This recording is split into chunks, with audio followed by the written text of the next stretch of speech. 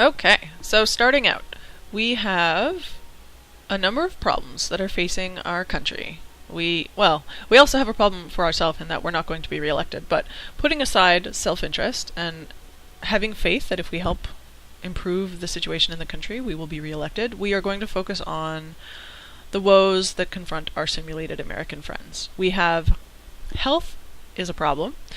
We have drug addiction, we have alcohol abuse, we have asthma. Those are all driving down the health of the population. Pollution is one of our problems, is also making people unhealthy. And we also have a crime issue. Alcohol abuse and drug addiction do feed into crime to some extent. So we have all these high-tech internet criminals. We also have these antisocial behavior. Alcohol consumption is one of the things that's driving it up, and there goes crime. So in a way it's good because it means that we can make some changes that will hopefully affect all of these problems. The skills shortage and the homelessness problem are a little bit more things that I think we're going to have to focus on down the road, or things that will hopefully automatically improve as a result of the other changes that we make. One of my strategies in this game, as in real life, if anyone were ever to vote for me, is that if you want to focus on curing social problems like this, you have to try to improve some of the basic pillars of human wellness. Things like education, adequate health care, having a safe, clean home for everybody, making sure people have access to jobs and access to healthy food. All of these radical ideas that if you give people a chance to thrive, you might actually have a healthier society. So that's what we're going to try for. And unfortunately, this stuff does cost money. All of the social programs that I would very much like to enact are not going to be possible with our measly $2 billion surplus. Right now, in the virtual economy, if you look at the chart, this turquoise line is the global economy, and it's on a bit of an upswing, and you can't count on that continuing. So we have to expect that that's going to go down at some point. So we have to find revenue somewhere. And if you want more money, you can either raise taxes or you can cut spending. So I was very tempted last time, and I'm very tempted now, to cut military spending, because as you can see, we are currently spending $230 billion a quarter to have overwhelming force on our military spending. I think the statistic in the real world is that the United States spends something like 40% of the entire world's military budget just by itself. It's a terrifying, terrifying number. So last time, I kicked it down to about there, and that went a little poorly. So I'm going to be a little bit more conservative this time. I'm going to, let's leave them at highly trained. So if I take it down from 230 billion to 170 billion, that'll give me about $63 billion extra. And they'll still get to be highly trained, which that's quite respectable. I mean, do you really need to be overwhelmingly trained? Highly is quite good enough. The Patriots don't agree with me. They are going to be much less happy. We are going to be firing some soldiers, and that manifests itself in a number of ways. Unemployment is going to be decreased less, so it's going to go up. It's a bit of a word puzzly way for them to conceptualize it, but that's what it means. State employees will be less happy because their job security is not looking so bright. The membership of the state employees group will go down, and their incomes will go down a little. So these are things that I've decided are worth it, because we need this money to do the changes that I want to do. And the surplus doesn't reflect the money yet. It always takes one turn to have any of those sorts of changes go into effect. So let's progress to our next turn. This 7 political capital that we haven't spent, it will carry over. Let's go for it. And of course we have these fake humorous loading messages that are so requisite now in all modern video games. And at the end of every turn, you have a quarterly report that gives you an idea of where things are headed. Health is still shitty, that's fine, we haven't done anything about it yet. Unemployment is going up, you see this green triangle uptick. That just shows you the trend direction. And we were expecting that, so I'm not worried about that. It's all part of the plan. Anything that has a question mark is an event that you have to respond to. So we have a question that we have to resolve about debt protection law. Debt collection agencies have been in the news. They are using aggressive methods to extract payment from people who owe large sums of money. So this is essentially predatory lending. And we have to decide whether or not we want to regulate. On the one hand, we have the choice to regulate with the idea that these agencies are preying on the weakest and poorest members of society, tricking them into borrowing money at exorbitant rates they can never repay.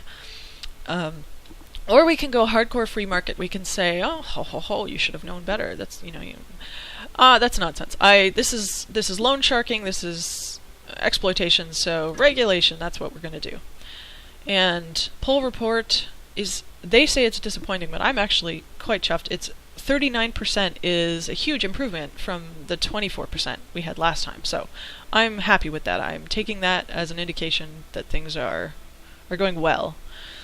Economic forecast says the global economy is still thriving. That is good news. Our cabinet is still not rebelling, so that's good. I haven't explained the cabinet yet, but I will do that shortly.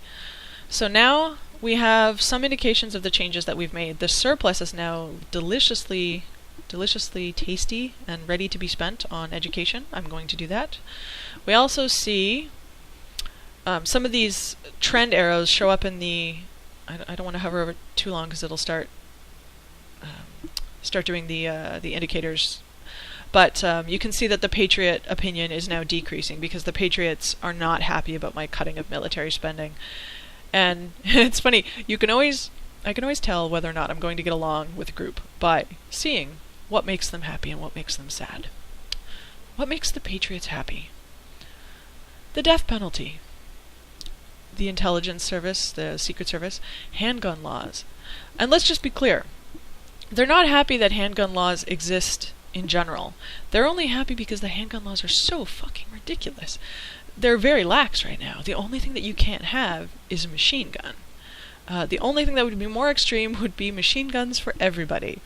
I think it should be up here. I don't think handguns are a good idea at all. But right now, I'm going to revert those changes. The Patriots are happy because they have very lax handgun laws. They're also happy about border controls, military spending, citizenship tests, and the space program. Foreign aid is making them sad. So aside from the fact, I'm all on board with, space exploration as a concept. So aside from the fact that I could sit down and watch some Star Trek reruns with the Patriots, I don't think we're going to get along very well. And one of the interesting things that happens in this game is some of the changes that you make decrease or increase the membership of certain voting groups. If you remember, when we cut military spending, we decreased the number of state employees. So any chance that I have to lower the membership of a group that I know is going to hate me, and believe me, the Patriots are going to hate me, I'm going to find that a very attractive option. And I think the idea here is that over time, if you're in power for a really long time, you could potentially influence the population to become more of the type of population that will like your policies. And we'll see some of that when we go into education, which is where I'm going to go next. State schools. We currently have shared textbooks, and that's just embarrassing. I mean, really. Could it be worse? What would be worse? Wooden school huts. Simulated Americans are... You guys are one step above wooden school huts. That's terrible. So I would like to see it up. Oh, well, student laptop seems a bit rich. How about modern textbooks? I would like them to have modern textbooks. I don't think that's unreasonable. Let's see what we can afford. So it's currently at 94 billion. I think we had a surplus of about 75-ish. So let's put it up to...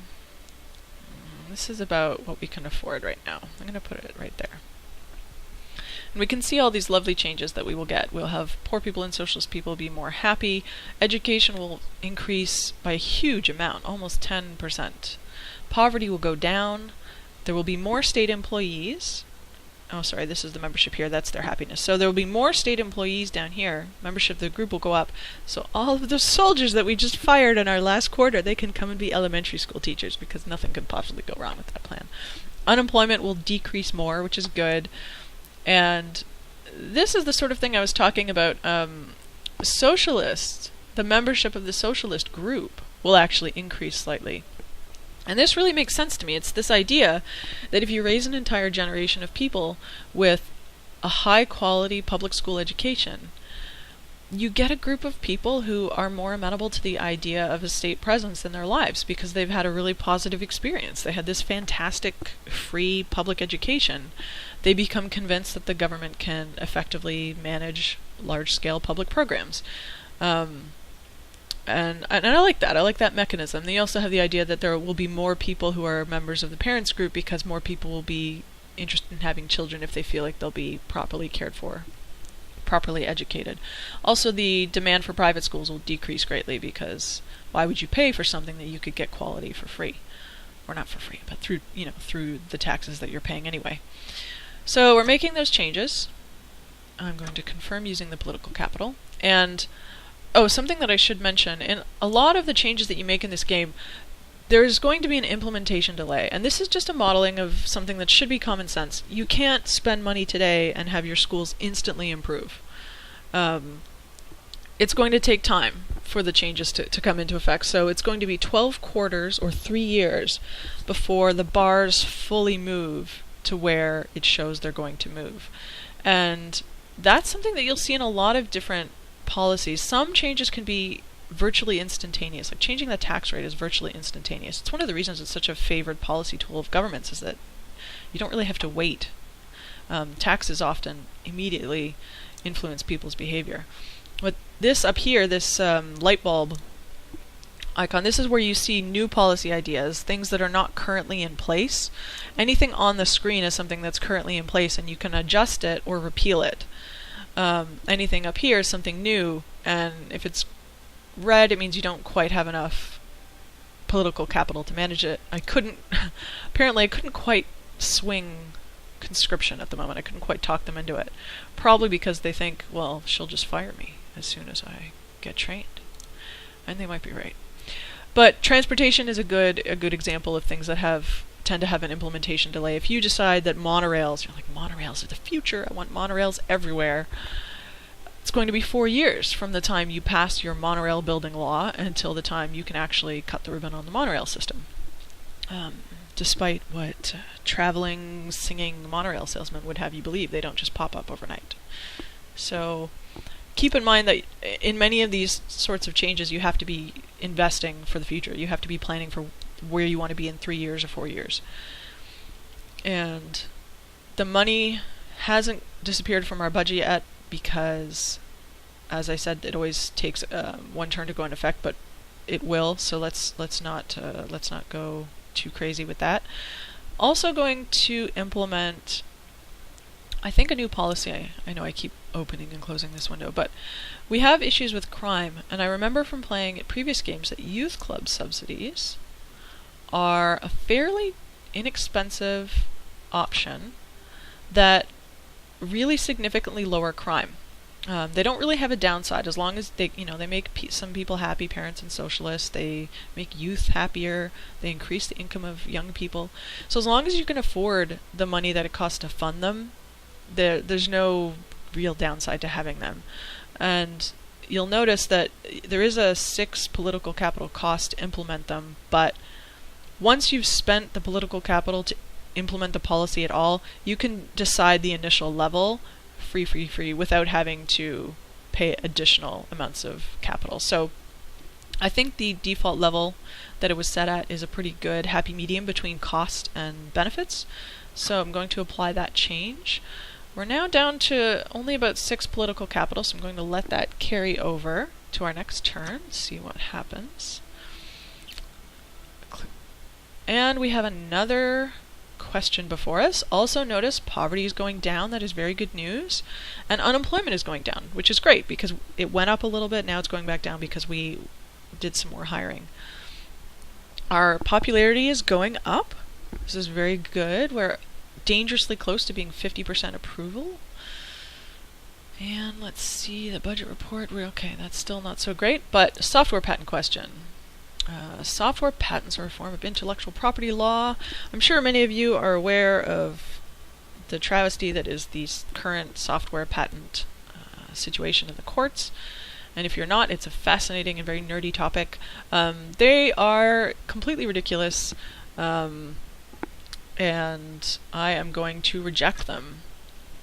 In fact, it felt good just to click that button. And now we find ourselves here. We see that the socialists and poor people have arrows indicating that their opinion of me is going up. General popularity is looking a lot healthier, which is nice.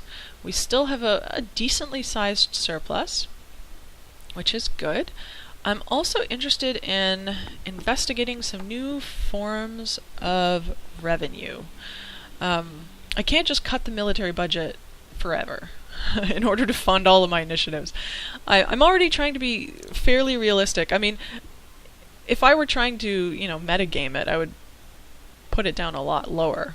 But because, this is a game, I don't actually have to worry that, somebody's going to take advantage of my lack of military funding. There's no digital version of Iran in this game, as far as I know, plotting to invade me.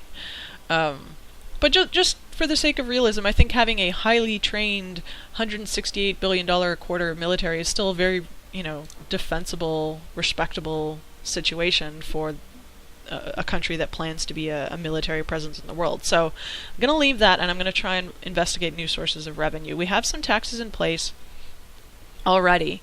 And let's see, we've got capital gains, we've got property tax, sales tax, cigarette taxes, the standard income tax, inheritance taxes.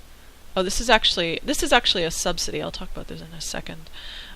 Car tax, petrol tax, you can tell it's a British game, and the corporate tax. So this is the standard set of taxes that you'll find in most of the Western world, and we could either change the levels of them, because as I've mentioned several times, for any existing policy you can change the level of its implementation. So, and for the tax, that just means changing the percentage rate. I could, make this a higher or lower income tax. For other things, for example, border controls, it's currently at the biometric checks level, and so we could make it more lax, which would make it cheaper to enforce, random passport checks, or we could make it retina scans. Yes, we could introduce retina scans. That I won't be doing that. Although it would make the patriots happy. You see? Crazy fuckers. All right.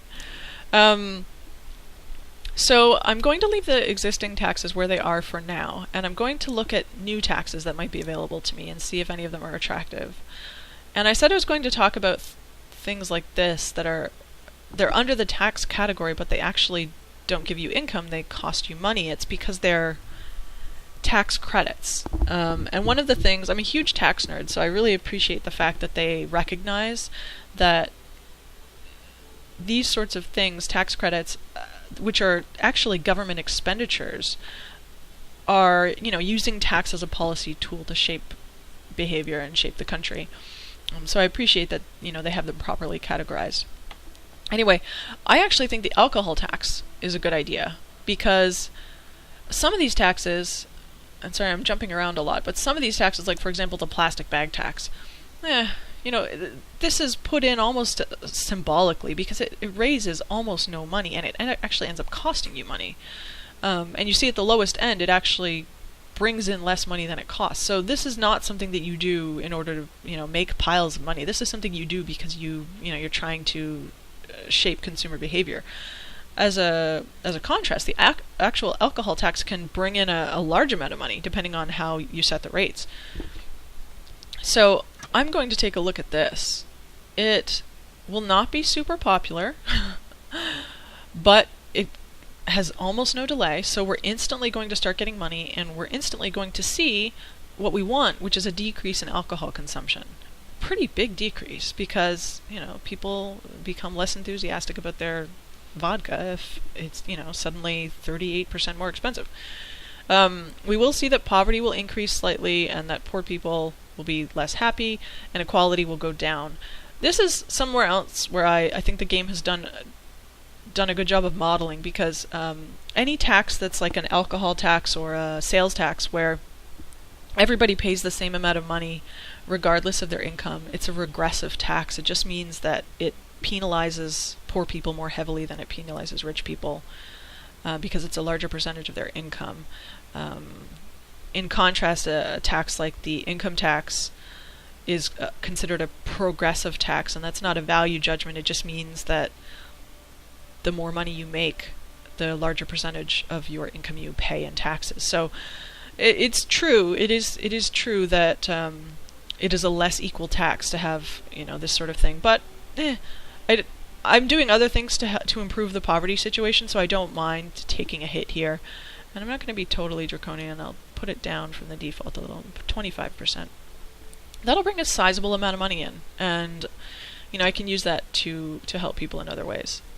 So I'm going to pause here and switch to the next phase of the video before I go to my next turn.